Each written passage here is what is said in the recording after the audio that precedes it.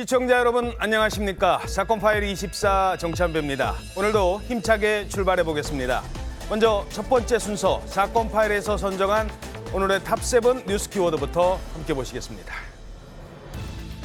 이화영 전 경기도 평화부지사에 대한 1심 선고가 아마 잠시 뒤면 나올 것 같습니다. 현재 수원지법에서 이 쌍방울 대북송금 사건 선고 공판이 열리고 있습니다.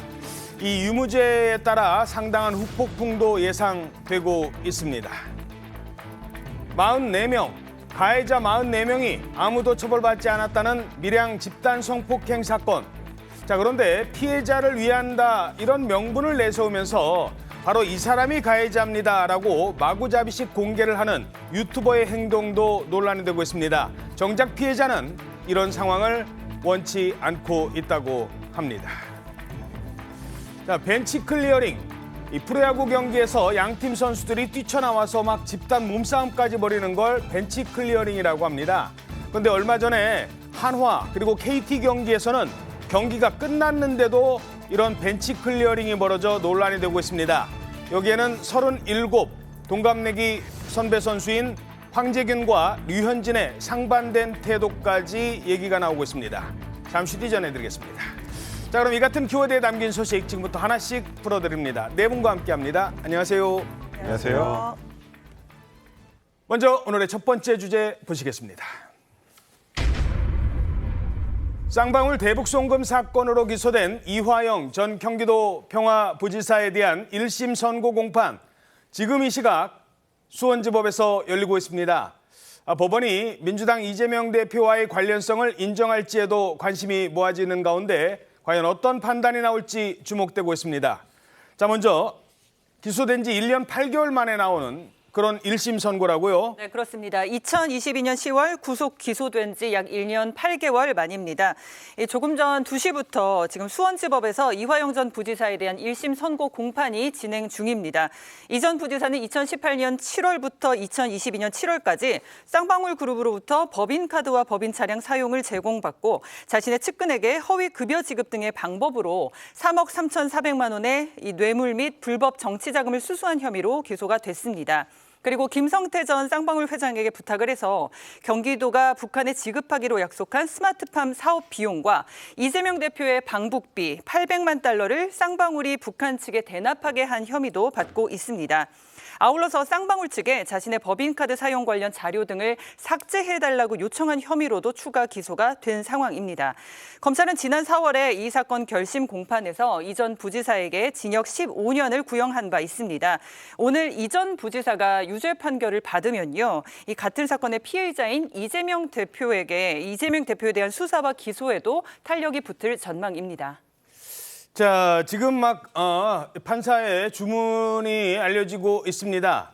아마 잠시 뒤면 결과가 나올 텐데 몇 가지 지금까지 알려진 바로는 일단 법인카드 사용 이거는 아마 유죄가 인정이 되는 것 같습니다. 쌍방울 방용철 부회장의 진술에 신빙성이 있다. 지금 이 점이 인정이 되는 것 같습니다. 그리고 또 하나 가장 큰 관심사는 뇌물죄입니다. 이 뇌물죄가 직무 관련성이 있느냐? 대북 싸움 추진과 관련해서 자, 이 부분도 지금 좀 더 정확히 좀 들어봐야 되겠습니다만 뇌물죄의 직무 관련성이 인정되는 쪽으로 주문이 지금 읽어 내려가고 있다고 합니다. 결과가 곧 나올 것 같습니다. 좀 더 지켜보도록 하고요. 재판 과정도 사실 이 사건 재판 과정도 참 우여곡절이 많았던 사건입니다. 특히 기억하시죠? 법정 안에서 이 전 부지사를 향해서 부인이 정신 차리라고 소리쳤던 그 장면도 주목받기도 했었습니다. 남편분이랑 입장이 근데 좀 다른, 가족이랑 좀 다른 게 왜 그렇다고 좀. 저는 모르겠어요.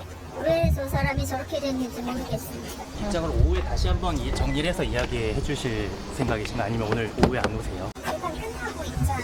오늘 펜타고 변호사님이 안 오신다고 하신 것 같아서 저희는 좀 볼게요. 일단은.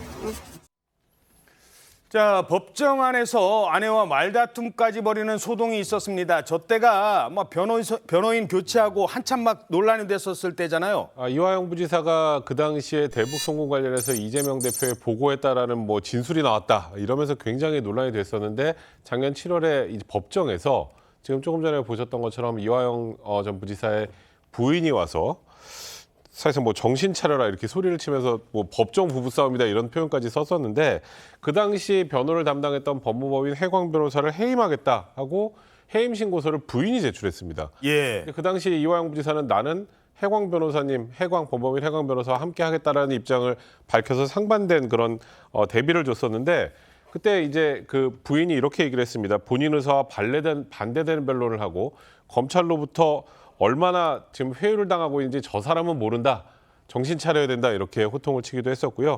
그것뿐만 아니고 또 이화영 부지사 측 변호인이 이후에 법관 기피 신청을 하고 그것 때문에 또 77일 동안 재판이 공전되기도 하는 등 여러 가지 우여곡절이 많이 있었던 재판이었습니다. 자, 그래서 지금 재판이 거의 뭐 1년 8개월 만에 1심이 나오는 겁니다. 그리고 막판에는 총선 이후에는 이화영 전 부지사의 전략이 또 한 번 바뀝니다. 그때는 회유 논란이 나옵니다. 이른바 검찰청사에서 술자리를 냈다, 뭐 연어도 먹었다. 자, 이러자 술자리에 함께 있었다고 지목이 됐었죠. 김성태 전 회장 이런 말을 남겼습니다. 뭐 술을 마실 수가 없어요. 그건 상식적이지 않습니다. 주말에 조사할 때는 여기서 식사를 합니다. 부치가면서. 그 직원 시켜서 연어를 사오라고 했다 이런 주장도. 그렇죠. 그건 상식적이지 않습니다. 아니, 저하고 오랫동안 아주 가까운 형 동생이었는데 이런 일이 생겨서 참담하고 그렇습니다. 좀 많이 좀 마음이 아픕니다. 제가 많이 부족해서 이런 일이 생긴 것 같습니다. 자, 바로 이제 총선 끝난 다음에 이화영 전 부지사 측에서 갑자기 술자리가 있었고 거기서 회유를 당했다 이런 주장이 나오면서 검찰과 진실 공방을 벌였잖아요. 그렇습니다. 이 전 부지사가 검찰 조사 당시에 이 대북 송금 관련해서 이재명 대표 당시 지사에게 보고를 했었다라는 내용의 진술을 해서 파장이 일었었죠. 그러다가 갑자기 결심 공판에서 전격적으로 그 술자리 회유를 주장하면서 이 진술을 번복을 합니다. 지난 4월에 이 전 부지사 측에서 검찰 조사실에서 김성태 쌍방울 전 회장 등과 같이 술자리를 가졌다 이렇게 주장을 한 건데요. 그러니까 이 대표에게 불리한 진술을 하도록 세미나를 빙자한 조직적인 회유가 있었고 그때 뭐 연어도 쌍방울 직원에게 김성태 회장이 사오라고 해서 연어도 들어왔다. 그리고 술을 같이 마셨다. 얼굴이 붉어질 정도로 취했다. 이런 주장까지 했었거든요. 그 이후에 이 경위에 대해서 번복을 하죠. 그러니까 입만 댔다라는 얘기를 하고 또 장소가 바뀌고 그래서 이게 진짜 있었던 것이냐에 대한 의혹이 일었고 방금 보신 것처럼 김성태 전 회장도 상식적이지 않은 주장이다 이렇게 반박을 했었고요. 검찰 또한 결코 있을 수 없는 일이다라고 하면서 이 그때 당시에 교도관이 호송한 출정 일지라든가 호송 계획서 이런 것들을 공개하면서 크게 반박을 하는 사건이 있었습니다. 예. 자, 이러면서 민주당에서는 술자리 의혹을 파헤치겠다라면서 특검법까지 발의를 했었습니다. 이러자 검찰총장이 나서서 강하게 반발하는 일도 있었습니다. 네, 이화영 부지사에 대해서 그 진술이 100% 진실이다라고 말씀하셨는데 그렇다면 앞서 이화영 부지사가 이재명 대표의 대북 송금 관여 사실을 진술한 바로 그 진술도 100% 진실인 것인지 저는 되묻고 싶습니다. 그래서 잠시 뒤 조금 뒤면 물론 1심입니다만 이 사건 재판 결과가 나옵니다. 1심 선고가 나올 것 같은데 자, 백성문 변호사님. 네. 지금 뭐 법인카드 부분이 있고 대북 송금 부분 크게 이제 두 가지 아니겠습니까? 어떤 점이 주목되시나요? 일단은 쌍방울로부터 뭐 법인카드를 사용을 하고 뭐 뇌물을 받았고 이런 부분들과 관련해서는 전체적으로 지금 현재까지 나온 속보상으로는 뭐 방영철 부회장의 진술 등의 신빙성이 인정된다는 취지로 유죄 가능성이 좀 높아 보이는 상황이고요. 다만 이제 이 사건에서 이재명 대표와 관련성을 생각할 때 가장 중요한 부분은 외국환관리법 위반입니다. 그렇지, 대북 송금. 쉽게 말해서 대북 송금 부분인데 이 부분에 대해서는 아직 결과가 나오지 않았는데 결국 이 부분이 만약에 유죄라면 이거는 사실 이화영 부지사 변호인이 그런 얘기했죠. 결심 공판에서. 예. 이화영이 유죄면 이재명도 유죄다. 이런 얘기까지 결심 공판에서 했던 제 기억이 나는데 그만큼 이 부분은 이재명 대표와 밀접하게 관련이 있는 부분입니다. 사실상 공범으로 적시가 돼 있기도 하고요. 결국 이 부분의 유무죄 판단이 오늘 재판의 핵심이 아닐까 싶습니다. 자, 그런데 지난번에 그 재판 과정에서 이제 알려졌을 때 이재명 당시 경기도지사는 나는 클릭만 했다. 뭐 이런 주장을 펼치기도 했었잖아요. 그러니까 일단 사실 그 주장에 대해서 진위 여부를 판단하고 일단 이에 대해서 기소 여부나 유죄 판단에 대한 입증을 해야 하는 것은 검찰의 몫이고요. 대부분 뭐 제가 이재명 대표가 했다는 취지가 아니라 대부분은 부인을 하고 있기 때문에 그와 반대되는 증거를 찾아야 하는 것이 이제 수사기관의 입장이고 가장 중요한 건 말씀드렸던 것처럼 이화영 부지사가 지금 진술을 여러 차례 번복을 한 상황 아니겠습니까? 심지어 술자리에서 회유당했다는 이런 주장까지 하면서 본인 진술의 신빙성을 스스로 깎아내리고 있는 그런 상황인데 그럼에도 불구하고 이화영 부지사의 최초 그 소위 자백했다는 그 진술의 신빙성이 오늘 인정될지 여부가 어찌 보면 중요한 부분이고 그에 따라서 이제 검찰이 이재명 대표를 기소할지 기소 가부나 그리고 유무죄 판단에 대해서 굉장히 중요한 상황이 될 것 같습니다. 예. 자, 그래서였을까요? 오늘 재판과 관련한 이재명 대표의 입장을 묻는 기자들의 질문도 이어졌습니다. 오늘 이화영 전 부지사 유심을 보고 있는데 검찰은 대표님을 공범으로 보고 있는데 한 말씀 부탁드립니다. 자, 뭐 조금 전에도 말씀하셨습니다만 이화영 전 부지사가 평화부지사가 유죄냐 무죄냐에 따라서 이게 이재명 대표에게도 영향을 미친다. 조금 더 쉽게 설명을 해주시죠. 그러니까 지금 결국 대북 송금 부분이 가장 중요한 건 아니겠습니까? 근데 이제 대북 송금 부분과 관련해서 결국 최종 수혜자는 그 당시 이재명 지사일 수밖에 없습니다. 일단은 검찰에서 바라보는 시각은 스마트팜 비용 등 그다음에 기타 대북 방북 비용으로 돈을 지급했다라는 게 확인되고 그걸 이재명 대표에게 보고 승인을 받았다는 게 확인이 된다면 뭐 이재명 지사는 사실상 엄청난 법적 타격을 받을 수밖에 없는 상황 아니겠습니까? 그래서 결국 이화영 부지사의 오늘 1심 선고에서 여러 가지 이제 중요한 포인트가 있지만 가장 중요한 것은 이 대북 송금 부분, 외국환관리법 위반 부분이 어떻게 인정이 되는지 또 이재명 대표의 공범 여부와 관련된 것도 이 판결문에 담길 수밖에 없습니다. 예. 이 부분이 어찌 보면 이재명 대표의 운명을 좌지우지할 것 같습니다. 자, 현재 재판이 진행되고 있는데 아직 결과는 나오지 않는 것 같습니다. 아마 잠시 후에 나올 것 같은데요. 조금 더 기다려보고 재판 결과 나오는 대로 다시 전해드리도록 하겠습니다. 다음 주제 보시겠습니다. 동의하지 않았다. 20년 전 발생했던 밀양 집단 성폭행 사건에 대한 후폭풍도 계속되고 있습니다. 일부 유튜버들이요, 마치 자기들이 정의 구현을 하는 것처럼 그런 명분을 내세워서 물론 가해자들 벌 주는 거는 모든 국민이 지금 분개하고 있는 사건입니다. 그렇다고 해서 본인들이 정작 피해자 측에서는 지금 영상을 삭제해달라 이런 얘기까지 나오고 있는데 본인들은 계속 저 사람도 공개를 하고 있습니다. 무슨 권리로?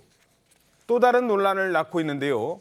자, 피해자 측의 입장이 알려졌다고요? 예, 그러니까 이게 한 유튜버가 과거 밀양 그 여중생 성폭행 사건의 일부 가해자들의 신상을 공개한 사건이거든요. 신상이 공개가 되니까 이제 누리꾼들의 공분이 터졌습니다. 그래서 이 이슈가 굉장히 커졌는데 애초에 그 일부 가해자들의 신상을 공개하면서 그 유튜버가 뭐라고 그랬냐면 피해자 가족 측의 허락을 받아서 가해자들의 신상을 모두 공개하겠다라고 이야기를 했었거든요. 예. 그래서 사람들이 그런 줄 알았었는데 이번에 피해자 측에서 뭐라고 그랬냐면 그건 사실이 아니다.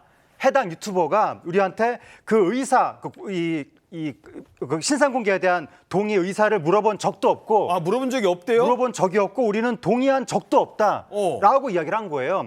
그러면서 피해자가 지금 현 상황에 대해서 아주 불안해하고 있다고 합니다. 야. 왜냐하면 이 사건의 피해자가 과거에 2차 가해, 그러니까 그 피해자의 신상이 알려지면서 예. 2차 가해를 많이 당했었거든요. 그렇죠. 근데 마음에 상처가 있는데 이번에 이 일이 너무 커지니까 본인이 또다시 또 2차 가해를 당할까 봐 지금 너무 무서워하고 있다는 거예요.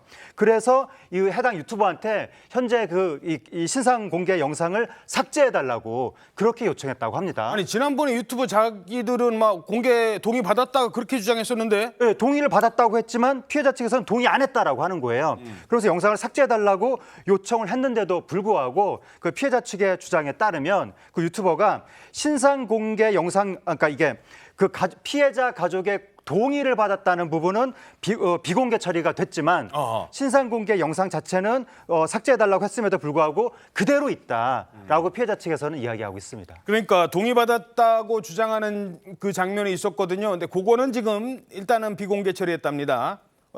피해자가 아니라고 얘기를 하니까. 근데 계속 공개를 하는 거예요. 게다가 이쪽에서 지금 공개를 하니까 다른 가해자의 신상도 또 공개가 되고 있어요. 네, 그렇습니다. 이 해당 유튜버는요, 그 44명을 다 공개하겠다, 동의를 받았다고 이야기하면서 그렇게 얘기한 바가 있잖아요. 그러면서 어제 이 밀양 성폭행 사건의 4번째 가해자의 신상을 공개를 했습니다. 밀양 사건의 왼팔격인 인물이다 이렇게 전하면서 이 남성이 현재 이 한 공기업에서 근무하고 있다고 밝혔습니다. 이 영상에서는 또 앞서 다른 가해자들을 공개했던 것처럼 이름과 얼굴, 출신 학교, 직장 등을 낱낱이 공개를 했는데 해당 유튜버는 이 사람만큼은 반드시 공개해달라는 사람들의 요청이 있었다고 말을 하면서요. 밀양 사건의 왼팔격으로 사건을 주도했던 인물이다.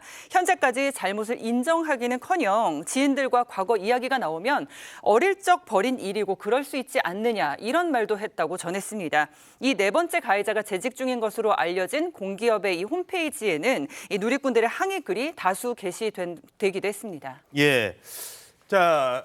물론 가해자라고 뭐 법적 처벌은 안 받았습니다만 이 뭐 잘했다는 게 아니에요. 그렇다고 해서 유튜버가 나서서 이렇게까지 한다. 그 가해자도 뭐 입장을 밝혔다고요? 네, 앞서 신상이 공개됐던 가해자 중 한 명으로 지금 추정되고 있는 사람인데요. 이 본인이 밀양 사건 가해자로 지목된 사람이다라고 하면서 SNS에 그 온라인상에 글을 올렸습니다. 이 유튜브에서 신상 공개된 사람으로 추정이 되는 것이고 이 사람이 진짜 그 사람이 맞는지는 아직까지 확인이 되지는 않습니다. 그런데 이 남성 얘기에 따르면 사건 당시 본인이 조사를 받았던 것은 맞지만 성폭행을 하지 않았고 본인은 주동자가 아니다라고 주장을 하면서 이번 폭로로 고통을 많이 받고 있다 이렇게 호소를 하고 있습니다. 신상 공개된 이후에 전화가 수백 통이 왔다고 하고요. 험한 말도 들었고 회사에 항의가 들어와서 회사도 나오게 됐다라고 하고요. 무섭고 두려워서 연락처도 바꾸고 뭐 3일 동안 물도 안 먹으면 못 먹고 심정지 온 것처럼 힘들다 이렇게 호소를 했다고 하는데요. 그러면서 본인이 이 범행의 주동자가 아니고 재수사받을 의향이 있다라는 말을 하면서도 재수사라는 말 자체가 피해자에게 고통을 또다시 주게 될까 봐 걱정이다. 진심으로 사과드린다. 이런 얘기를 했고요. 그런데 이 글은 1시간 만에 삭제가 됐고요. 이 유튜버도 글을 올린 남성에 관련된 영상을 또다시 삭제한 상황이라고 지금 전해지고 있습니다. 자, 이게 누구를 위한 신상 공개냐는 겁니다. 아니 유튜버들 지금 뭐 구독자 늘리려고 이러는 거 아닌지요? 서로 밥그릇 싸움 하는 건 아닌지요? 그럼 전에는 왜 가만히 있었어요? 전에 가만히 있지 않은 사람도 있습니다. 과거에 배우 최진실 씨 같은 경우에는요. 이런 사건 알려졌을 때 최진실 씨가 이 피해자를 직접 도운 적이 있대요. 그것도 지금 다시 조명받고 있어요. 그렇습니다. 과거에 이제 최진실 씨가 소송을 당했었거든요. 당시에 강지원 변호사가 최진실 씨를 무료로 변론을 해줬던 거예요. 근데 강지원 변호사가 그 당시에 밀양 집단 성폭행 사건 피해자도 무료로 변론을 해주고 있었는데 근데 당시에 이런 사실들이 알려지면서 최진실 씨가 무료 변론을 받는 것에 대해서 아니 최진실 씨는 유명 연예인인데 왜 무료로 변론을 해주냐 이런 비난이 쏟아졌다고 합니다. 그래서 결국 최진실 씨가 수임료를 내기로 했는데 그때 강 변호사가 밀양 집단 성폭행 사건 피해자도 무료 변론하고 있었으니까 그 피해자를 최진실 씨가 내는 수임료로 도와주자라고 이제 제안을 했다는 거예요. 최진실 씨가 정말 좋은 생각이다라고 하면서 흔쾌히 동의를 했다고 합니다. 왜냐하면 당시에 이 성폭행 사건 피해자가 2차 가해를 너무 많이 당해서 자기 고향에서 살 수가 없게 된 거예요. 그렇죠. 그냥 무일푼으로 서울로 올라온 상태였다는 겁니다. 돈이 하나도 없는데 생활이 불가능하다시피 했었는데 최진실 씨가 냈던 수임료로 그걸로 도와줘서 생계가 가능해졌었다고 합니다. 알겠습니다. 다음 주제 보시겠습니다. 물에 빠진 사람 구해줬는데 보따리 내놓으라고 한다. 이런 속담이 있죠. 한 119 구조대원이요. 지금 이런 심정이라고 합니다. 한 아파트 엘리베이터에서 3명의 아이들이 갇히는 그런 사고가 있었습니다. 이때 신고를 받고 아이들의 생명을 구해준 사람이 등장을 합니다.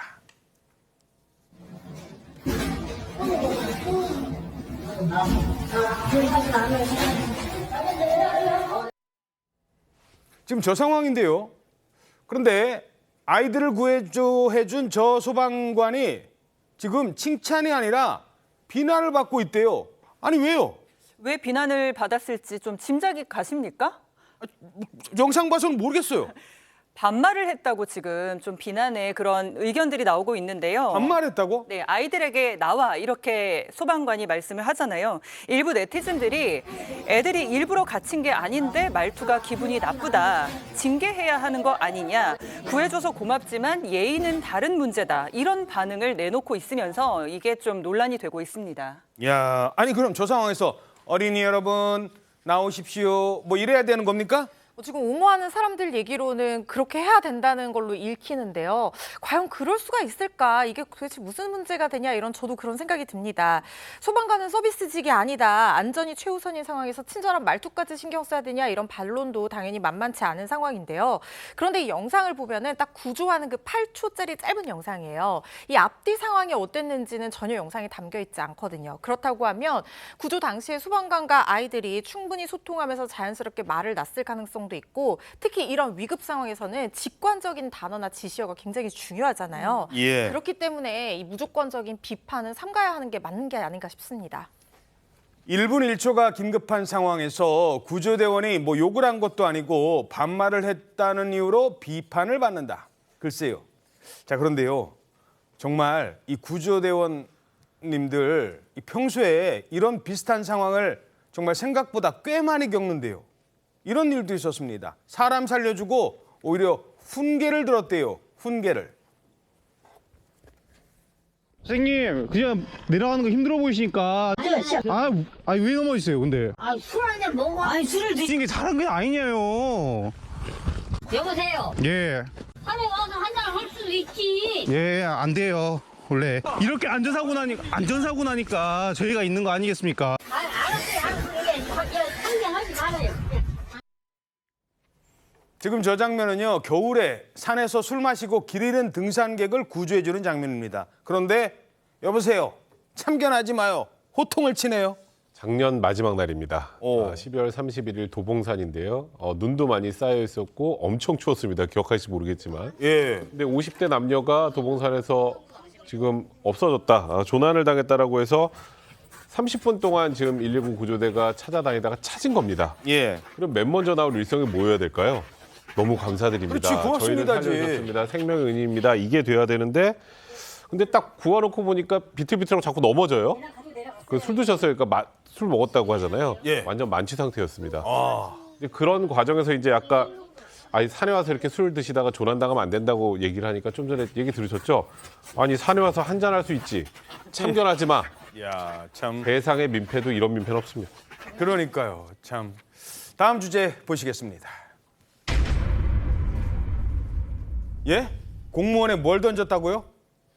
책상을 던져요? 그런데 이 책상을 던진 장소가 바로 면사무소 아니었다고 합니다.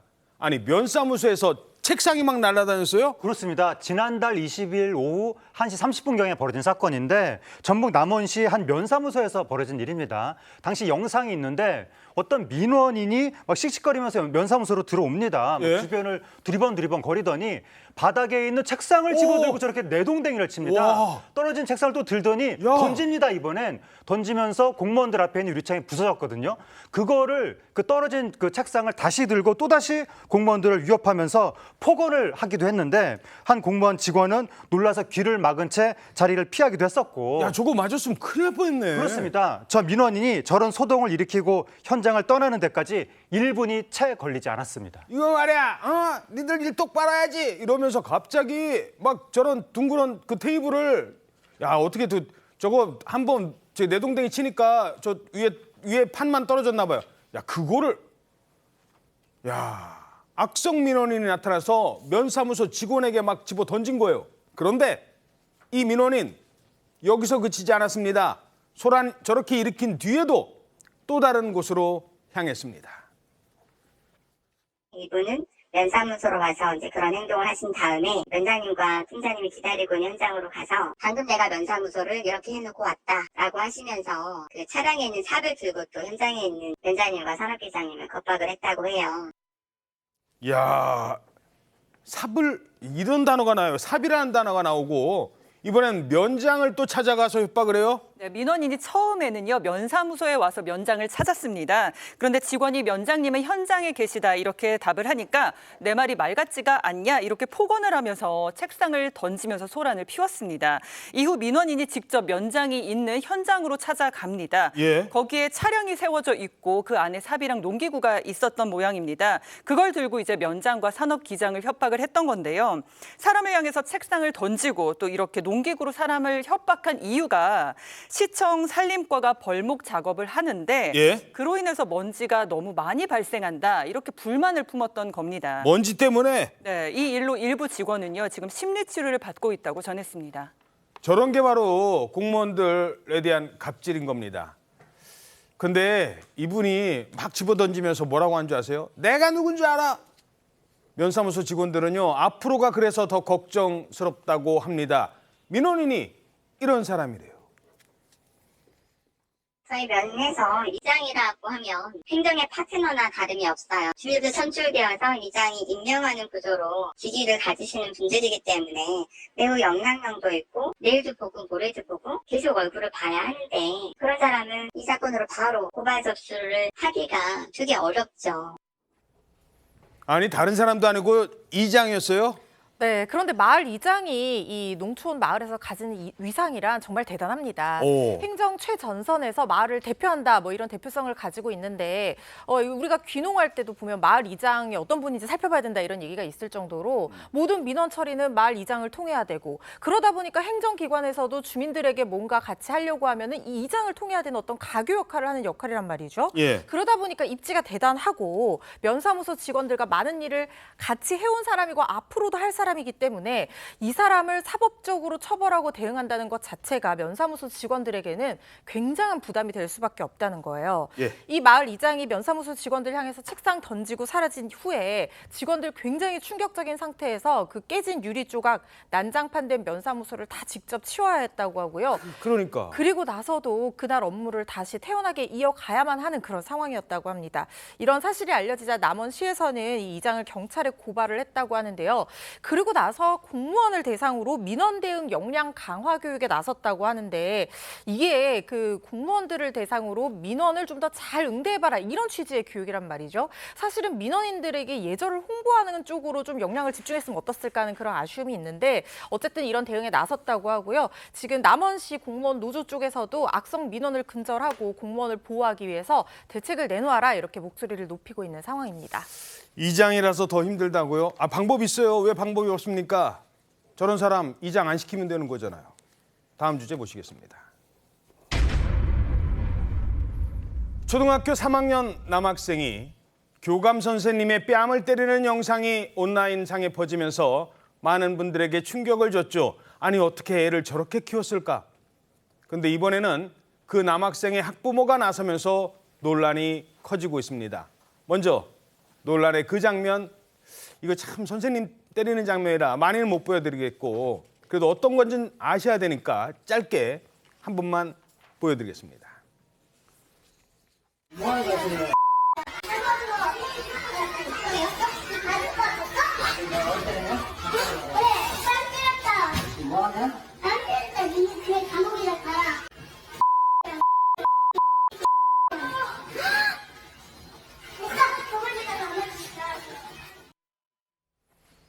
자, 어때가요? 애가 그냥 나 집에 갈래요 그랬대요. 그게 말이 됩니까? 그래서 못 간다고 했더니 저렇게 한 겁니다. 학교를 무단 이탈하려고 한 거 막았다고. 그래서 지금 저런 일이 있었는데 이번에 저 학생의 학부모가 입장을 냈다고 합니다. 뭐라고 했느냐? 진위를 가릴 필요성이 있다. 그래야 될 필요성이 있다. 뭐 이런 말을 했다고요. 그러니까 지금 저 영상 보고 아마 많은 국민들도 충격을 받으셨을 텐데 저 아이가 교감 선생님에게 욕설을 하면서 반말을 하면서 뺨까지 때리는 영상 아니겠습니까? 예. 이 어머니의 생각은 애가 아무 이유 없이 저랬겠느냐인 겁니다. 그러니까 진위를 가릴 필요가 있다는 건 일단 이 어머니의 얘기로는 저 아이가 차별을 받아서 그것 때문에 아이가 욱해서 저런 것일 수도 있으니 진위를 밝혀야 한다 이런 취지인 것 같은데요. 애가 차별을 받았을 수도 있다. 근데 이제 이런 게 있죠. 지금 저 아이가 저런 일이 처음이라면 어머니 생각도 일견 그러실 수 있다는 생각이 들어요. 오해할 수 있다는 생각이 드는데 저 아이가 지금 초등학교 3학년입니다. 근데 공식적으로 확인된 것만 4번 총 7번의 전학을 갔는데 대부분 그런 저 유사한 무리를 일으켜서 학교를 옮긴 거란 말이죠. 전학을 몇 번을 갔다고요? 7번입니다. 와. 이제 그리고 지금 확인된 것만 저와 유사한 걸로 최소 다른 학교에서 한 2군데 정도 더 저런 일이 있었어요. 그럼 다 그럴 때마다 그랬던 건가요? 그러니까 일단은 저 아이에게 중요한 것은 뭐 아이를 지금 비난하고자 하는 게 아니라 저 아이에 대한 치료가 중요한데 내 아이는 아무 잘못 없다는 식의 저 태도가 오히려 아이를 더 망치는 건 아닌지 어머니도 한번 또 고심을 좀 해보셔야 될 것 같습니다. 그렇군요. 자, 이 학부모가 이렇게 주장을 하니까 학교 측에서도 이렇게 말하고 있습니다. 이렇게 했다면 이분이 아동학대로 담임교사를 신고했어야 맞잖아요. 그냥 아이가 교감 선생님 때리고 다른 학생 때리고 담임 선생님 때린 거를 정당화하기 위한 그런 회피의 수단으로 그냥 합리화라고 봅니다. 담임 선생님은 그 학생에게 해당 학생이 부당하면 너도 때려. 넌 그냥 나가라고 이렇게 지시한 적이 없습니다. 항상 이런 식으로 그 대응을 하셨기 때문에 좀 어느 정도 예측은 했고요. 그리고 이제 가장 중요한 건 학급 학생들이 영향을 받고 보고 있을 수밖에 없었다는 게 좀 마음이 아파요. 예. 자, 지금 그 다른 학생들도 문제인 거예요. 선생님을 때렸으면 다른 학생들은 어땠을까요? 학교 측은 어떤 입장인 겁니까? 네, 학교 측은 먼저요. 이 해당 학생의 학부모가 먼저 우리 아이가 좀 맞았다, 또 욕설을 들었다 이런 주장도 하고 있는데 거기에 대해서 학교 측은 그런 바가 없다 이렇게 전해지고 있고요. 또 이 A군에게 선생님들만 맞은 것이 아니라 일방적으로 맞은 학생들이 있다 이렇게 밝혔습니다. 그래서 학생들이 그렇게 시달림이나 괴롭힘을 당하면서 트라우마를 가지고 있다.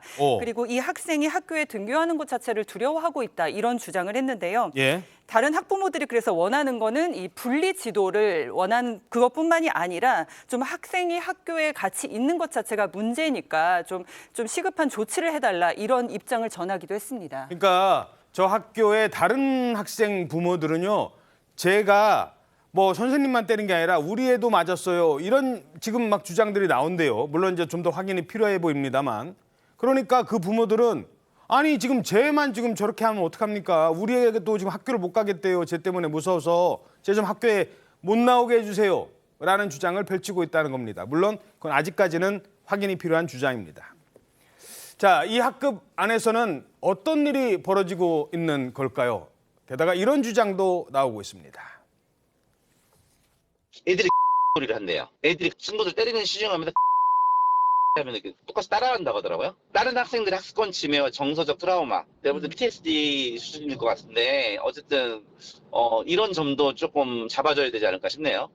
아이가 평소에도 선생님께 계속 폭언을 했었고 그렇게 욕하는 거에 대해서 이상하게 생각하지 않을 정도로 무뎌지고 있어요. 아침에 같이 등교를 해달라고 할 정도예요. 참 이런 일도 있대요. 자, 최윤정 기자. 지금 아까 그 영상을 보면 학생이 그 초등학교 3학년짜리예요. 교감 선생님 때리면서 걔 XX야, 걔 XX야 막 이러면서 막 때리잖아요. 이걸 본 다른 친구들이, 다른 초등학생들이, 다른 학교 초등학생들이 이걸 밈이라고 하죠. 막 이렇게 따라하는 거. 뭐 그런 일까지 있다고요? 네, 그렇습니다. 이 상황이 이제 뭐 여러 번 선생님을 폭행하는 게 반복되다 보니까 이 담임 선생님 말고 옆반 선생님이 촬영을 한 영상이었습니다. 근데 이게 공개가 되고 이제 인터넷에 떠돌다 보니까 그냥 아이들이 무분별하게 받아들여서 친구들끼리도 저러고. 네, 친구들 사이에서 그 욕설을 반복적으로 하면서 때리는 행동을 장난처럼 하더라는 겁니다. 그래서 지금 다른 학부모님들은 굉장히 심각한 상황이다. 그래서 이게 모방범죄로까지 이어지면 어떡하냐 걱정하고 있는 상황이라고 전했습니다. 예. 참. 자, 허지연 변호사님, 이 상황 이거 어떤 조치가 필요한 거예요? 지금 학교 측에서 이 아이에게 10일 출석 정지 조치를 내리고 뭐 교권보호위원회 개최 얘기가 나오고 있는 상황으로 보이는데 교권보호위원회가 개최가 돼서 이 아이를 또다시 강제 전학 처분을 하게 되면 이른바 폭탄 돌리기 형국이 이어질 수밖에 없습니다. 이 아이를 또다시 강제 전학을 시킨다고 하면 그 전학간 학교에서 이 일이 벌어지면 이 아이는 계속해서 보호나 치료의 사각지대에 놓일 수밖에 없거든요. 지금 이 아이에게 가장 필요한 것은 보호와 치료라는 생각이 드는데요. 문제는 가정에 계속해서 치료를 요청했지만 부모가 이걸 받아주지 않고 있는 상황이라는 거예요. 예. 그래서 지금 학교에서 이 부모를 아동학대, 그러니까 방임에 의한 아동학대 혐의로 고발한 상태라고 하는데 만약에 아동학대라는 판결이 나오게 되면 재판장이 직권으로 친권을 일정 부분 제한하고 이 아이를 치료기관에 보낼 수가 있습니다. 이 사건이 앞으로 어떻게 진행될지는 좀 지켜봐야겠지만 아이를 보호하고 치료하는 방향으로 나아가야 될 것임은 분명해 보입니다. 그렇군요. 알겠습니다. 자, 앞서 전해드렸던 대북 송금 사건과 관련한 이화영 전 경기도 평화부지사 지금 1심 재판 어느 정도 마무리가 될 것 같다고 합니다. 잠시 뒤면 이 선고 결과가 나올 것 같습니다. 유죄인지 무죄인지 현재 법인카드 관련된 부분, 이 쌍방울 법인카드를 갖다 쓴 거, 이 부분에 대해서는 유죄 쪽으로 지금 얘기가 나오고 있고요.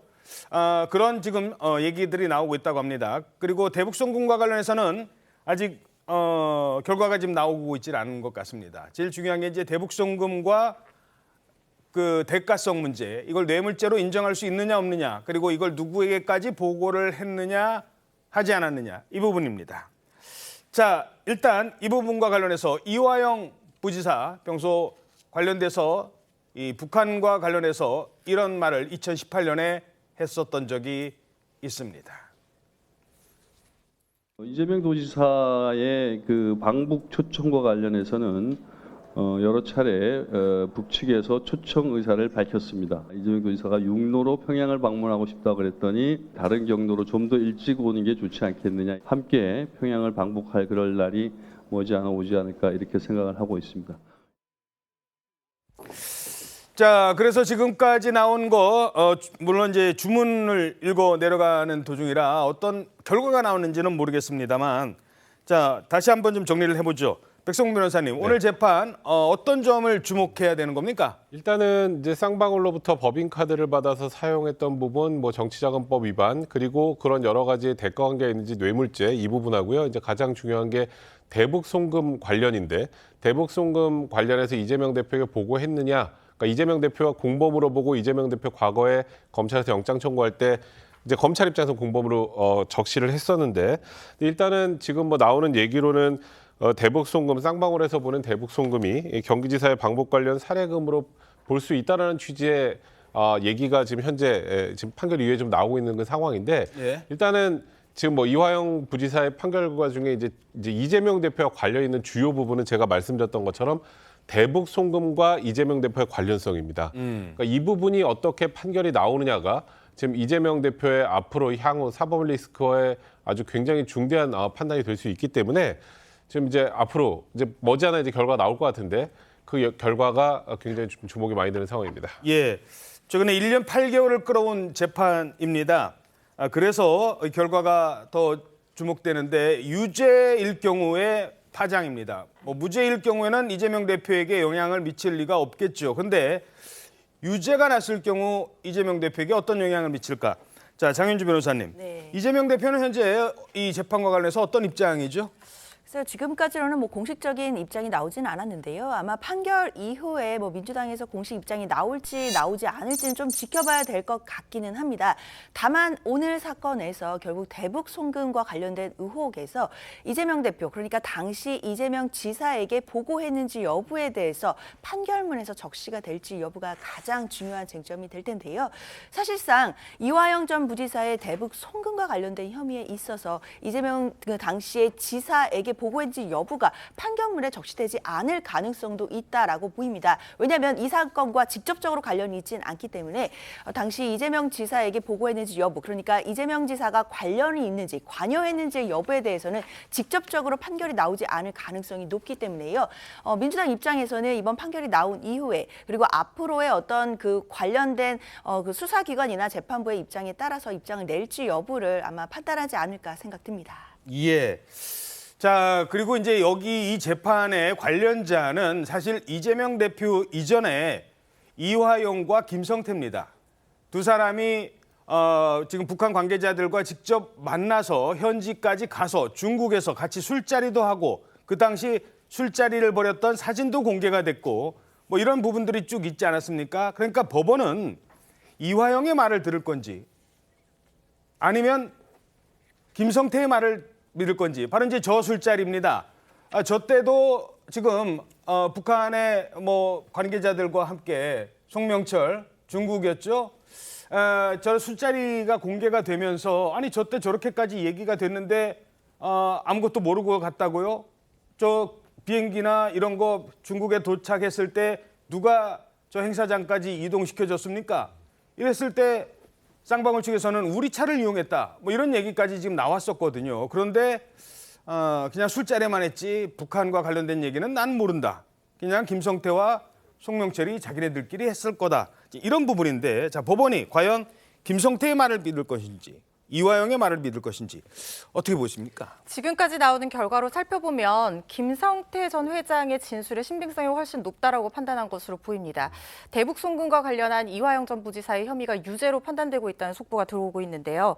그러니까 이 김성태 전 회장이 이미 이 스마트팜 사업 비용 500만 달러를 북한에 지원을 한 이상 김 전 회장 입장에서 추가로 이 300만 달러라는 거액의 이 방북 비용을 대납할 어떤 이유가 없다라는 거예요. 그렇다고 하면 이렇게 추가적으로 대납한 데에는 북한의 어떤 사업에 대한 이 경기도 측의 어떤 전폭적인 지원을 기대하고 이렇게 지원했을 거라고 지금 법원에서 판단하고 있는 걸로 보이고요. 전체적으로 김성태 전 회장의 진술의 신빙성을 높게 판단을 하고 이화영 전 부지사의 진술 신빙성을 낮다고 보고 있는 상황으로 보입니다. 예.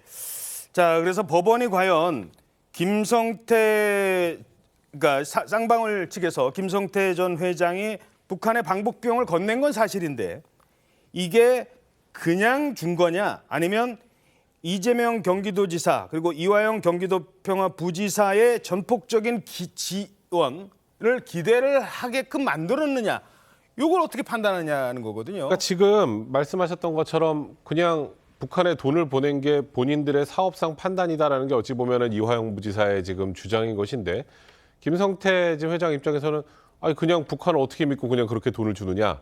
그리고 여기서 이제 중요한 부분은 결국 이 돈의 성격이 그 당시 이재명 경기도지사의 방북에 대한 대가로 지급한 것인지 이게 이제 중요한 부분인데 예. 조금 전에 말씀하셨던 것처럼 일단은 지금 법원에서는 김성태 회장의 진술의 신빙성을 좀 더 높게 부여하는 듯합니다. 왜냐하면 조금 전에 말씀드렸던 이 대북 송금과 경기지사의 방북 관련 사례금이라는 것은 넉넉히 입증된다는 취지의 지금 판결 이유들이 좀 나오고 있는 그런 상황이거든요. 그렇다면 아까 장현주 변호사님 말씀하셨던 것처럼 이재명 대표에 대한 뭐 명확한 설시가 없다고 하더라도 이건 이재명 다시 경기도지사가 북한에 가기 위해서 돈을 지급한 것으로 지금 나오고 그리고 지금 보고했는지 여부가 만약에 인정이 된다면 이건 정확하게 제3자 뇌물죄에 해당이 될 수 있습니다. 그렇기 예. 때문에 이거는 지금 뭐 이재명 대표에 대한 얘기가 여기 나오건 나오지 않건 간에 이재명 대표 입장에서는 거의 치명적인 타격을 받을 가능성이 매우 많고 거기다가 김성태 회장은 지금까지 계속 이재명 대표의 주장과 반대되는 주장을 해왔습니다. 근데 예. 오늘 법원의 판단에서 김성태 회장의 진술의 신빙성을 높게 부여한다면 역으로 이재명 대표의 법적 입지는 축소될 수밖에 없는 그런 상황이 아닌가 싶습니다. 사실 이 사건이 1년 8개월을 끌어온 사건이고 중간에 변호인이 교체되고 재판부 기피 신청도 하고 막 이러면서 계속 오래 끌어온 사건입니다. 그래서 이 법원도 이 주문 하나하나에 공을 들일 수밖에 없는데요. 현재 주문을 읽어 내려가는 시간입니다. 아마 곧 판결 결과가 나올 텐데 현재까지 알려진 바에 의하면 이건 재판 결과와는 상관은 없습니다만 이 어떤 결과가 나올지를 알 수 있는 부분이 이 주문을 현재 어떻게 읽어 내려가느냐는 부분인데 현재 알려진 바로는 법원은 이렇게 보고 있는 것 같습니다.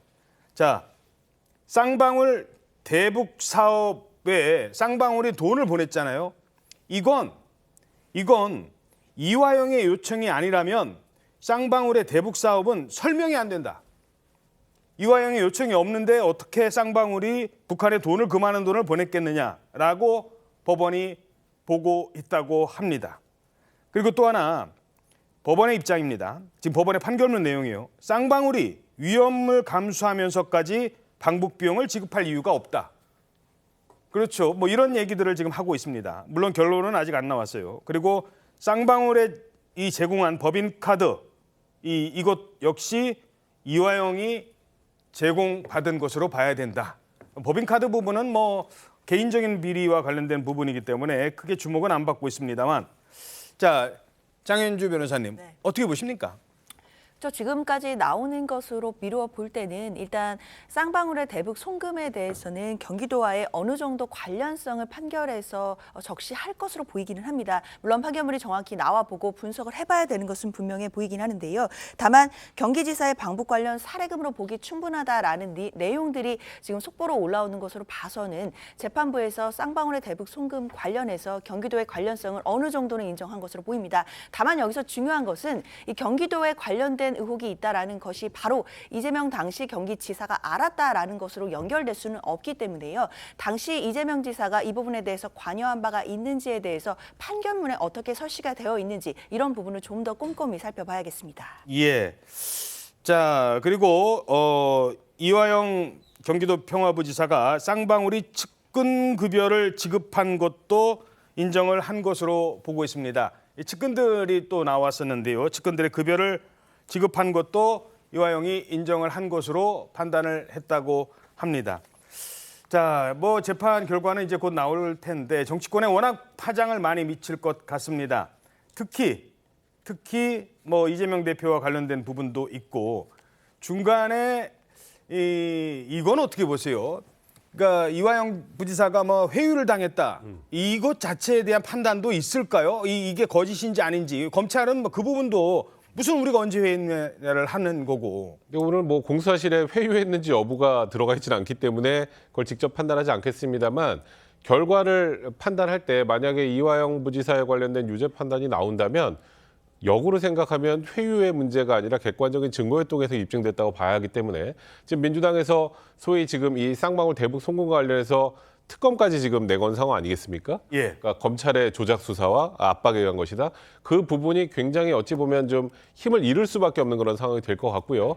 그러니까 오늘 그 유무죄 판단과 관련해서 검찰이 굉장히 공경에 처하느냐 아니면 오히려 민주당과 이재명 대표가 공경에 처하느냐 이 둘 중에 갈림길이 될 것 같습니다. 예. 자, 허지원 변호사님, 이 재판 아직 결과는 나오고 있지 않습니다만 법원이 지금 어떤 판단을 할까? 어느 점을 주목해서 많이 볼까요? 전체적으로 대북 송금 혐의 자체에 대해서는 유죄로 가닥이 잡히고 있는 것으로 보입니다. 그러니까 외국환 거래법 위반에 대한 유죄로는 가닥이 잡히고 있는 상황으로 보이는데, 그런데 문제는 지금 이 이재명 대표의 공모 혐의에 대해서 이 사실을 어디까지 보고를 했고 이재명 대표가 알고 있었는지 이 부분이 판결문에 적시되느냐 아니냐 이 부분이 나중에는 이재명 대표의 어떤 추가 기소, 그러니까 제3자 뇌물죄 혐의의 기소와 굉장히 밀접한 관련이 있는 부분이고 그것이 결국에 나아가서는 이재명 대표의 정치적 미래와도 연결되어 있는 부분이잖아요. 예. 그 부분은 유죄 여부와는 상관없이 판결문 안에 주문의 이유로 적시가 될 부분이기 때문에 전체적인 판결문에서 가장 핵심적으로 봐야 될 부분은 아마 그 부분에 대한 공모 여부가 인정이 되는지 이 부분이 될 것이라는 생각이 듭니다. 예. 자, 이번 사건이 사안인 만큼 선고가 좀 길어지는 것 같습니다. 결과는 나오는 대로 다시 전해드리겠습니다. 계속해서 가족이 뭐길래가 이어집니다.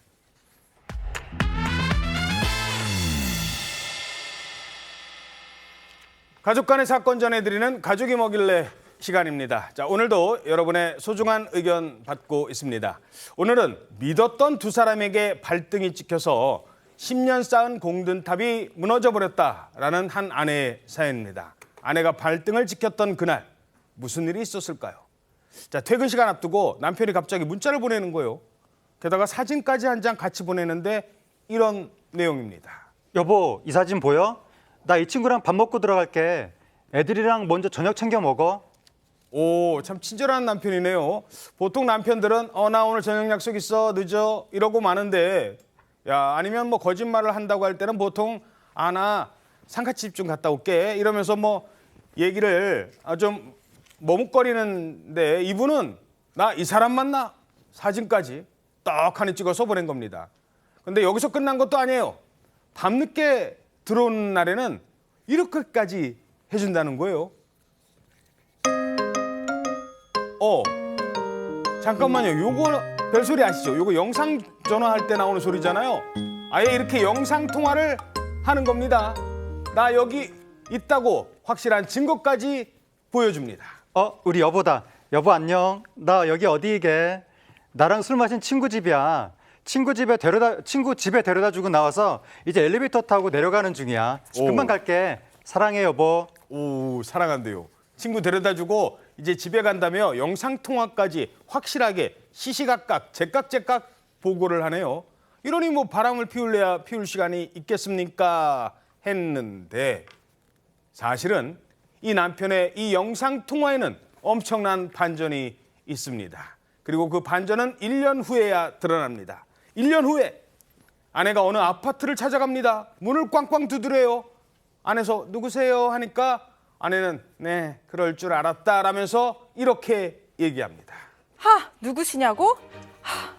언니, 나예요, 나. 언니 남자친구의 전 부인. 남친이 한둘이 아니어서 누군지 모르시려나? 셋 딸린 이혼남. 그 남자 전 부인이라고요. 미숙 씨. 아이고, 오랜만이네. 그동안 잘 지냈어? 근데 자기 못 본 사이에 말이 너무 거칠어졌다. 내가 너무 무서워서 문을 못 열어줄 것 같아. 미안. 엥? 너무 무서워서 문을 못 열어준다고요? 근데 이 말은 뭐죠? 당신 지금 남자친구의 전 부인이요? 지금 남자친구의 전 부인? 잠깐만, 이 아파트요. 지난번에 남편이 친구 데려다 줬다고 영상통화까지 했던 집이라고 합니다. 자, 이 언니라는 사람은 누구인지요? 이 부부와 언니, 세 사람에게 무슨 일이 있었는지 전해드리도록 하겠습니다. 자, 일단 아내가 믿었던 사람에게 발등을 찍혔다고 했는데 두 사람이 누굽니까? 남편과 이른바 언니라는 사람입니다. 뭐 일단 남편이 어떤 사람이냐 먼저 좀 설명을 드릴 텐데요. 아까 좀 보시면 남편이 저녁 약속 간다고 사진 보내고 뭐 영상 통화도 하고 그런 거 보면 정말 성실하고 가정에 충실한 그런 가장 같아 보이는데 실상은 아주 달랐습니다. 예. 결혼 직후 태어난 첫째 아이부터 연년생 새 아이가 커가는 동안 집에 아무 관심도 없었고 아이 커가는 것도 관심이 없었습니다. 이 남편 뭐 직장을 가지기는커녕 여기저기 돈 빌려서 술 마시러 다니게 바빴습니다. 근데 돈이 필요하잖아요. 술 마시러 다니려면. 아내 명의, 장모님 명의로 몰래 대출까지 받았고요. 결국 남편 때문에 이 가족 모두 빚더미에 올라앉았던 그런 상황이었습니다. 예. 죄송합니다. 잠시만요. 이 가족 얘기 전해드리는데 지금 속보가 와서 이 속보만 결과 전해드리도록 하겠습니다. 조금 전에 1심 선고 결과가 나왔습니다. 재판부가 이화영 부지사에게 징역 9년입니까? 9년 6개월을 선고했네요. 지금 검찰은 15년을 구형했는데 이화영 전 경기도 평화부지사에게 징역 9년 6개월이 선고가 됐습니다. 유죄가 인정이 됐고 대북 송금 사업과 관련해서 유죄가 상당 부분 인정이 된 것 같습니다. 징역 9년 6개월이 선고됐다는 소식이 지금 막 들어왔습니다. 자, 수원지방법원 1심 판결이긴 합니다만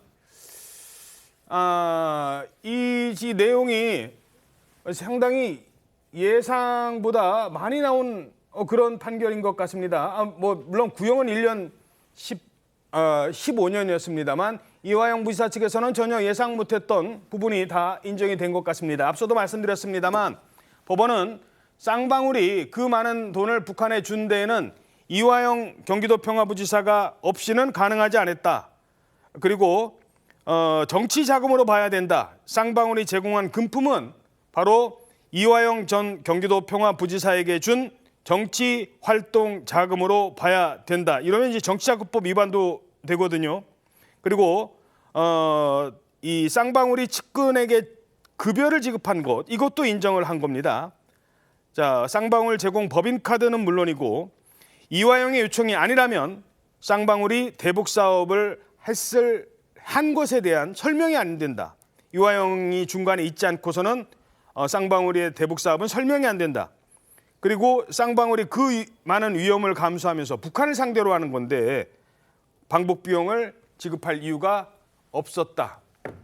자, 그러면서 이 점입니다. 이화영 전 부지사가 자신의 범행을 반성하지 않는다. 이 부분도 상당히 좀 들여다볼 필요가 있습니다. 그동안 재판부 기피 신청까지 했었고 그리고 재판 과정에 회유가 있었다고 주장했었고 재판을 상당히 오랜 기간 의도적으로 끌어왔다는 비판을 받았는데 반성을 하지 않는다. 그래서 징역 9년 6개월 선고됐습니다. 자, 허주연 변호사님 어떻게 보십니까? 네, 일단 모든 혐의는 아니지만 이 대부분의 혐의가 유죄로 인정이 되고 있는 상황으로 보이고요.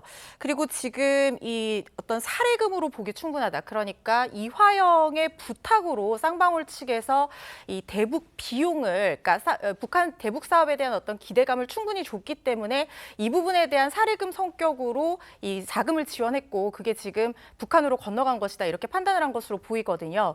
그래서 지금 이 이화영 부지사의 혐의는 대북 송금 관련 외국환 거래법 혐의는 유죄로 인정이 된 상황으로 보이는데 그런데 아까 말씀드린 것처럼 결국에는 이 부분이 이재명 지사가 그때 당시에 얼마나 알고 있었냐라는 부분에 대해서 우리가 좀 확인을 해야 될 필요가 있습니다. 왜냐하면 작년에 이재명 지사에게 구속영장이 청구가 됐을 때 기각됐던 사유가 주변 사람들이 굉장히 개입을 한 것은 맞지만 이게 이재명 지사와 직접적으로 연관이 됐을 거라고 보기는 좀 어렵다라는 판단이 나왔었거든요. 그렇기 때문에 지금 이렇게 이화영 지사에게 유죄 선고된 이 혐의 자체가 이화영 지사가 독단적으로 이런 부분을 쌍방울 측에 어떤 기대감을 심어줘서 이런 행위를 하게 한 것인지 아니면 이재명 지사가 이 검찰이 적시한 대로 공모관계가 있다고 법원에서 판단한 것인지 이 부분까지 살펴봐야 될 거라는 생각이 듭니다. 예. 자, 뇌물법과 외국환 거래법 위반 이런 것들이 복합적으로 있기 때문에 9년 6개월이 나온 것 같은데요. 자, 장윤주 변호사님 어떻게 보십니까? 민주당에도 꽤 큰 타격이 될 것 같은데. 일단 민주당 입장에서는 판결문이 나오는 대로 좀 내용을 분석을 해봐야겠다라는 생각은 드는데요. 뭐 말씀 주신 것처럼 외국환 거래법 위반이 대북 송금과 관련된 혐의이고 일단 뇌물죄 같은 경우에는 특가법이 적용이 됩니다. 액수가 많기 때문이고요. 근데 정치자금법 위반과 증거인멸 교사까지 지금 있고 지금 혐의 자체가 복합적이기 때문에 일단 9년 6개월이라는 형은 굉장히 또 중한 형이라고 볼 수 있고 또 어느 부분에 대한 어느 혐의가 인정이 됐는지를 조금 더 상세한 분석이 필요해 보이긴 합니다. 다만 당시 이재명 지사가 이 부분에 대해서 알았는지 또는 보고를 받았는지 여부에 대해서는 직접적으로 언급되지 않을 가능성이 지금으로선 더 높기 때문에 그 부분도 판결문에 뭐 관련된 내용이 있는지를 좀 더 상세히 분석을 해봐야겠습니다. 제일 중요한 게 이제 말씀도 하셨습니다만 판결문 내용을 보고 얘기를 해야 됩니다만 이걸 9년 6개월형을 선고받은 이화영 경기도 평화부지사의 단독 범행이다. 그렇게 볼 수 있는 건지 물론 이재명 대표는 클릭만 했다라고 주장을 하고 있습니다만 이 부분은 앞으로 재판 과정에서 계속 논란이 될 수 있을 것 같아요. 아무래도 지금 사건 자체가 특히 이제 이재명 대표를 향해서 이 수사는 아직 검찰에서 계속 중이거든요. 따라서 아마 이화영 전 부지사의 판결문이 나오면 뭐 민주당도 보겠지만 검찰도 이 부분을 확인을 할 겁니다. 아마 이 판결문을 확인을 해서 이재명 대표에 대해서 남은 수사 혐의들을 아마 정리할 가능성이 높다고 생각이 들고요. 그렇게 돼서 뭐 기소를 하던 불기소를 하던 검찰 측에서도 이 쌍방울과 관련된 이재명 대표의 혐의에 대해서도 수사 방향을 다시금 재조정하지 않을까라는 판단은 듭니다. 예. 자, 법원의 판결 먼저 이제 지금 자막으로 나오고 있습니다만 제일 중요한 것 중에 하나는 9년 6개월이라는 상당히 중형이 선고가 됐습니다. 징역 9년 6개월이 선고가 됐습니다. 그리고 쌍방울의 대북 송금이 과연 사례금이냐 이 부분인데 사례금으로 봤습니다. 쌍방울 대북 송금은 경기지사의 방북과 관련한 사례금으로 보기에 충분하다.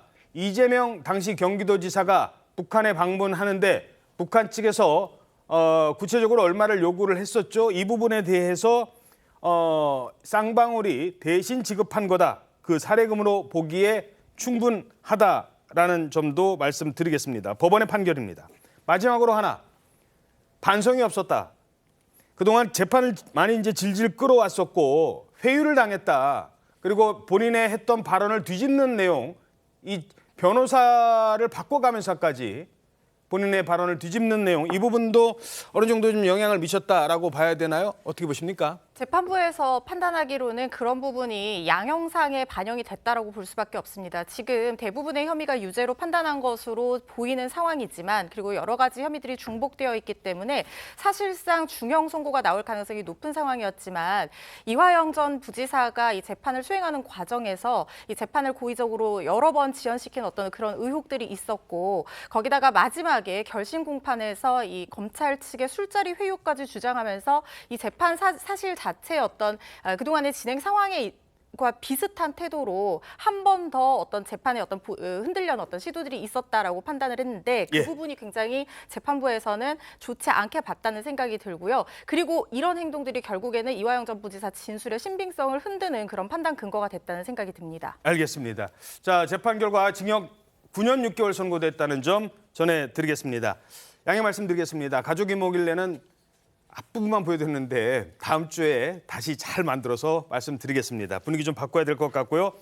이 정치적 파장 그리고 이 재판에 미칠 영향, 이재명 대표에게 어떤 영향을 미칠지 이어지는 정치다 시간에 전문가들이 좀 더 자세히 분석해드리겠습니다. 계속해서 핫 이슈 클릭이 이어집니다.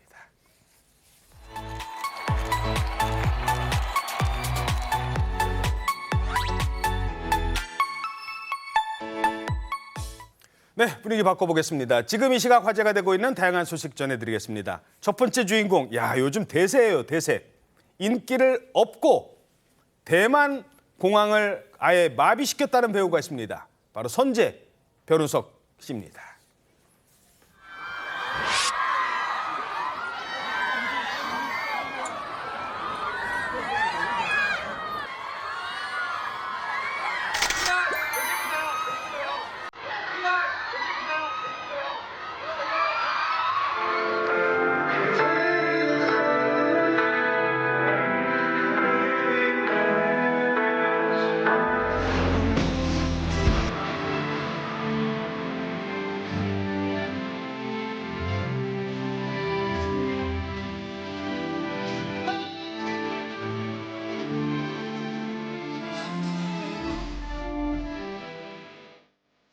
네, 바로 선재 변우석입니다.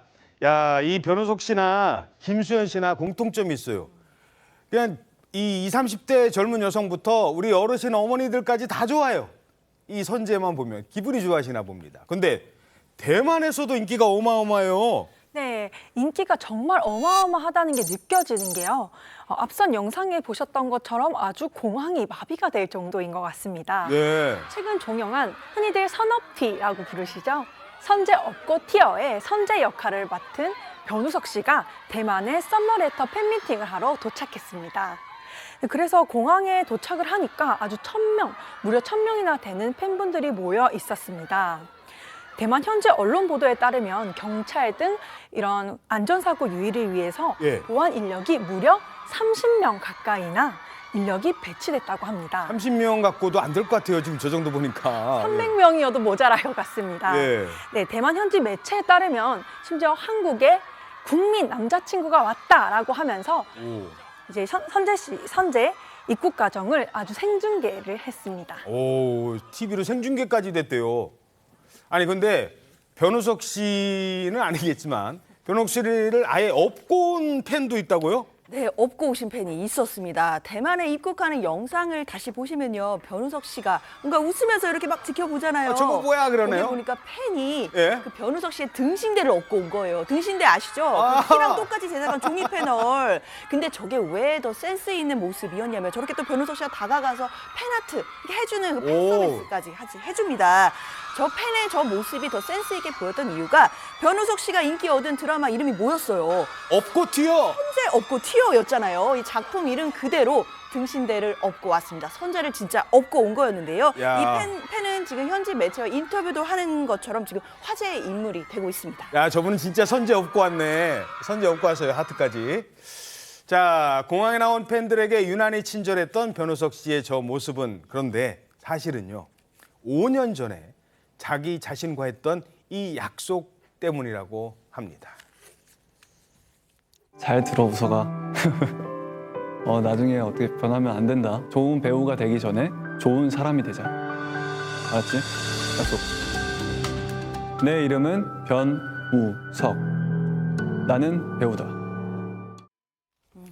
무명 시절 했던 약속, 변하지 말자, 좋은 사람이 되지 말자. 야, 자 배우들 내일이 대만 팬미팅 날이라고 합니다. 내일 이제 만날 텐데 배우들은 팬미팅에서 주로 뭘 하는 거예요? 궁금한 게 많을 거 아니에요, 팬들이. 그러면 질문에 답변하는 코너도 있고요. 그리고 팬들과 간단한 게임을 하기도 하고 뭐 애장품 주는 이벤트 같은 것들도 하는데 이 팬미팅이 아니면 보기 힘든 특별한 이벤트가 있습니다. 보통 배우들이 팬미팅을 하면 배우의 노래 실력을 잘 보기가 어렵잖아요. 예. 그런데 이 노래와 춤을 연습해서 보여주는 코너들을 특별히 많이 보여주거든요. 직접 노래를? 네, 그렇습니다. 가수처럼 그렇게 무대를 꾸미는 건데 지금 보시는 것처럼 변우석 씨도 지금 노래를 연습하고 있는 영상이에요. 노래를 선보일 가능성이 굉장히 높습니다. 노래 선보일 전망인데 왜냐하면요.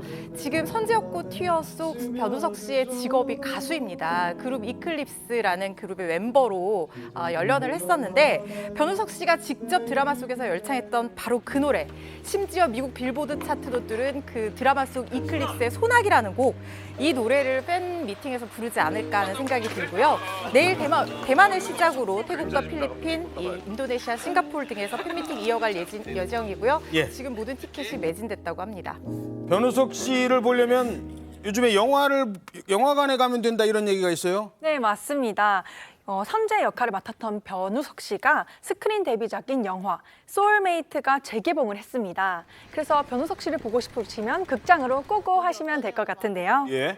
네, 지난달 31일부터 4일까지 총 5일간 12,000여 명의 관객을 만나는 등 이제 좀 새로 개봉한 작품 중 이례적인 성적을 냈다고 합니다. 그렇군요. 네, 그래서 극장가에서는 효자 노릇을 하고 있는데요. 이 인기의 원인은 당연히 주연 배우 변우석 씨 때문이겠죠. 덕분에 기존 21개 극장에서 상영을 하던 게 35개 극장으로 확대가 됐고요. 한 극장의 특별 상영관 오픈이 1시간 만에 전석이 다 매진됐다고 합니다. 예, 정말 변우석 신드롬인 것 같습니다. 다음은 야구 소식인데요. 야구 전에 야구하다가 이런 장면이 있었습니다. 그거 잠시 뒤에 보여드리는데 그룹 티아라 출신의 가수 겸 배우 지연 씨가 있습니다. 티아라 출신. 근데 이 지연 씨 SNS에 이런 댓글이 요즘 막 어제 오늘 막 쏟아지는 거예요. 뭐라고 했느냐? 남편 관리 좀 잘하세요. 남편이 누군데요? 바로 KT 황재균 선수인데 남편 관리를 잘하는 이야기 왜 나왔는지 그 상황부터 보시겠습니다.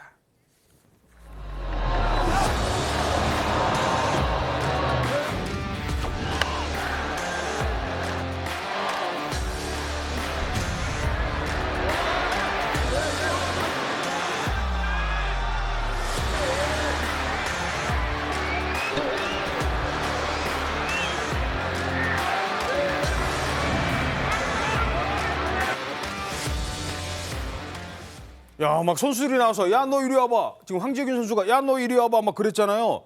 저걸 벤치 클리어링이라고 한다고요? 그렇습니다. 그러니까 벤치가 의자라는 뜻이잖아요.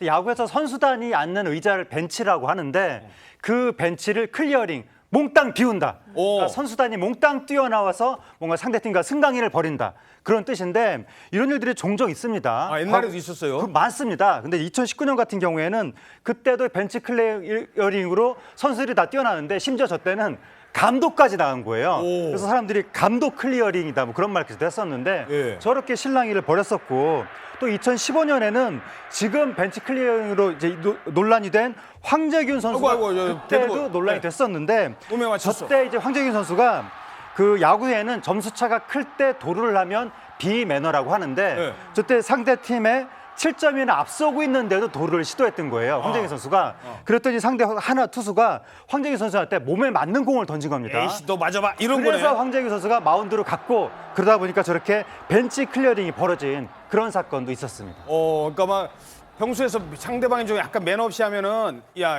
너 일부러 나 맞췄지 이러면서 다른 선수들까지 이제 뛰쳐나오는 거예요. 그래야지 기가 살잖아요. 그래서 어느 정도는 용인이 됐어요. 근데 이번 상황은요 좀 달라요. 경기가 끝난 뒤에 아니 왜 끝나고 나서 왜 싸우냐고요. 그래서 논란이 되는 겁니다. 경기 종료 후에 벤치 클리어링이 무려 14년 만의 일이랍니다. 아니 뭐 때문에 경기가 끝났는데도 야, 너 이리 와봐 이런 거예요? 네, 이날 경기에서는 하나 선수가 2차례나 몸에 앞서 공을 맞았습니다. 예. 그 때문인지 양팀 선수들이 사이에서 긴장감이 조금 시작이 됐는데요. 하나가 12대 2로 10점 차이로 앞서고 있는 상황이었습니다. 8회 팽팽한 긴장감이 증폭이 됐고요. 이미 점수 차이는 사실 많이 났기 때문에 판가름을 뒤집어 엎기에는 좀 무리가 있어서 보통 이렇게 야구 경기에서는 선수들이 이런 경우에 세레모니를 하지 않는 좀 신사적 불문율이 있었는데요. 예. 이때 하나 투수가 불문율을 깼습니다. 네, 첫 타자를 삼진으로 막은 후 거의 보시면 발차기 하듯이 세레모니를 하고 있고요. 아웃 시켰어. 네, 이기고 있는데. 네, 그렇죠. 다음에 또 나왔어요. 네, 게다가 또 이어서 시켰어. 네, 이러고. 이어서 또 다음 타자도 삼진으로 잡자 포효하며 너무 기뻐해서 문제가 되었습니다. 야, 안 그래도 지고 있는데 투수가 약 올리는 것 같잖아요. 저러면. 그렇죠. 아마 그렇게 느낄 수도 있을 것 같습니다. 그래서 그런지요, 영상을 보시면요, KT 선수들이 벤치에서 앉아있지 못하고 저렇게 서 있는 모습이에요. 그리고 류현진 선수가 뭔가 알아챈 것 같이 손짓을 좀 하면서 분위기를 달래는 모습까지 보였습니다. 그렇지만 또 하나의 투수 코치도 이제 사과를 하긴 했다고 해요. 그렇게 해서 이제 경기는 한화의 승리로 끝나기는 했지만 경기 이후에 황재균 선수가 너 이리 와봐 라고 하면서 벤치 클리어링이 발생을 하게 된 겁니다. 이렇게 또 험악해진 상황을요, 또 한 번 류현진 선수 같이 양팀의 고참 선수들 그리고 감독들이 중재를 하면서 마무리를 했습니다. 예. 그래도 유현진 선수가 말렸다고 합니다. 황재균, 유현진은 다 37살 동갑이래요. 저희는 1분 뒤에 돌아오겠습니다.